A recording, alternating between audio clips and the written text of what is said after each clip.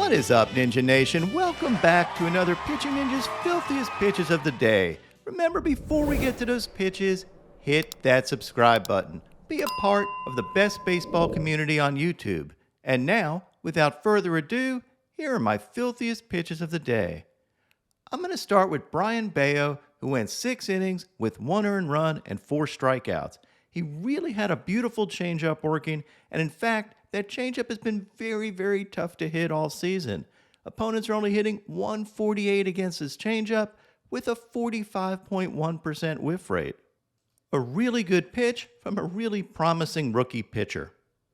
He was up against nasty Nestor Cortes, who had these fastballs and curveball on his way to 6 scoreless innings, giving up only 1 hit and had 5 strikeouts. His ERA this year is now 2.56, and opponents are only hitting .168 against his fastball. Dylan Cease had 5 strikeouts in 6 scoreless innings, lowering his ERA to 2.06 this year. He had this fierce knuckle curve, a White Castle special with his sliders, and had this elevated fastball. The White Sox also had this overlay fail trying to explain Cease's arm slot. You can see this looks like a bad acid trip. This is what happens when you try to imitate Pitching Ninja, but you don't have the ninja skills. I do love Jason Benetti, who does the White Sox games. He's one of the best announcers in baseball. He's fantastic. Cease was up against Tyler Alexander, who had 5 strikeouts in 6 innings, giving up only 1 run thanks to his fastball and cutter. Michael Grove went 5 innings with 3 strikeouts and had his fastball and slider working. Dre Jameson had another really solid outing with this White Castle special and this 96-mile-an-hour painted fastball. He had 5 strikeouts in 5 1/3 innings, and his ERA in his 3 starts this year, .98. Aaron Savali dominated with his curveball and had 7 strikeouts in 5 innings, giving up 2 runs. You wouldn't know how nasty his curveball is from this camera angle because it's too freaking high. It takes away all the vertical break on the curveball, as you can see in this view of his curveball from a much lower camera angle. That thing is filthy. Luis Castillo had 5 strikeouts in 5 1/3 innings, but he did give up 5 runs. He had 5 really good innings, and then not so much in the 6th inning.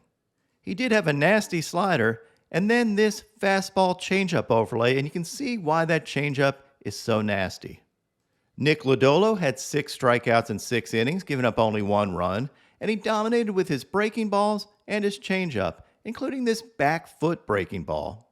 As I've mentioned before, nobody gets as many Ks on breaking balls that end up behind a hitter than Lodolo does, and it's because of that arm angle and the movement of the pitch. He was up against Freddie Peralta, who only pitched 2 innings, but had 3 strikeouts, giving up no runs thanks to his fastball and curveball.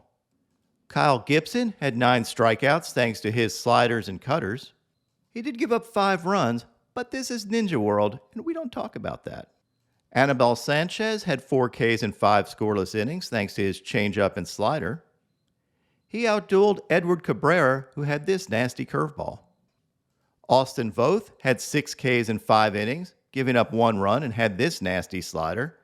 He was outdueled by Cristian Javier, who went 6 innings with 8 Ks, giving up only 1 hit and no runs, and lowered his ERA to 2.65 this season.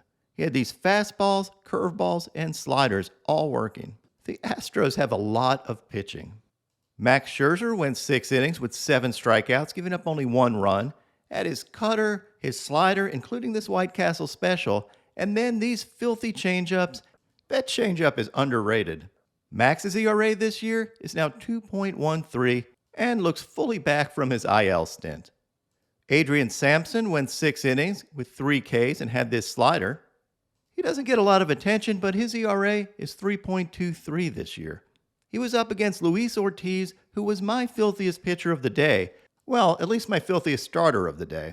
With his 100-mile-an-hour fastballs, his bend-the-knee slider, and his near-immaculate inning. Look at this absolute filth. That's 10 pitches, 10 strikes, and the immaculate inning was ruined by 1 foul ball. Luis Ortiz looks like a good one. His ERA is now 1.17. Now on to my filthiest relievers. Jacob Junis went 5 1/3 innings in relief with 7 strikeouts and had these sliders and fastball. Dylan Lee K'd the side. Jackson Stevens had these nasty changeups.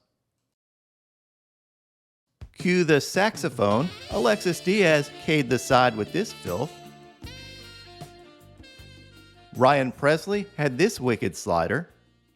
Brusdar Graterol had this filthy 99-mile-an-hour two-seamer and 94-mile-an-hour slider. But my filthiest reliever from yesterday was Jose Alvarado. I used to nickname him El Diablo because he is so filthy it looks like he did a deal with the devil. And this was absolutely amazing. 103-mile-an-hour fastballs and these vicious cutters. Here's an overlay of that 103-mile-an-hour fastball with his cutter to Michael Harris. And then I had someone on Twitter say, why did Riley swing at these cutters? They were never strikes. Well, I overlaid Alvarado's 103-mile-an-hour fastball with this cutter, and you can see why Riley would swing at a cutter out of the zone. You have virtually no time to make your decision to swing. That cutter looks just like the fastball traveling in the same exact plane, so you're swinging as if it's a fastball, and if it's a cutter, you're screwed. Remember, if you're sitting on the couch yelling at Austin Riley, that means you're not as good as Austin Riley. And if he swings and misses at it, just think how bad you would look against it. And now, my Pitching Ninja moment of zen. I think I'm going to score this E10. I did put a tail on it so you can see the movement of this ice cream cone. I think StatCast had this at about a 450 RPM spin rate and about 36 inches of drop. And then I match it up against another famous cone error. Watch the runner. He's not watching the runner. The runner scores. What is up, Ninja Nation? My picks of the day today are a three-legged parlay. First, I'm going to start out with a same-game parlay of Luis Severino for 5Ks and Kevin Gausman for 7Ks. And then I'm going to add in Bryce Elder for 5Ks. What would your picks of the day be?